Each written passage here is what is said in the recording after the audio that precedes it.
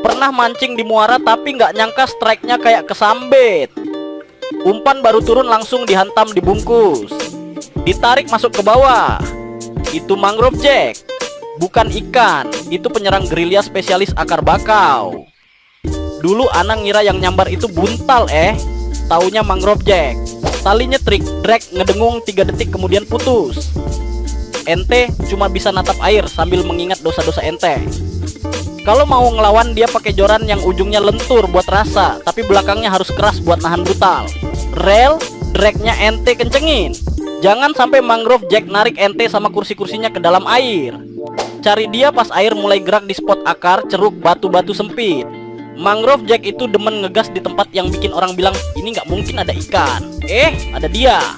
Ente pernah dibungkus mangrove jack sampai muka malu sendiri? Cerita di komen Jal.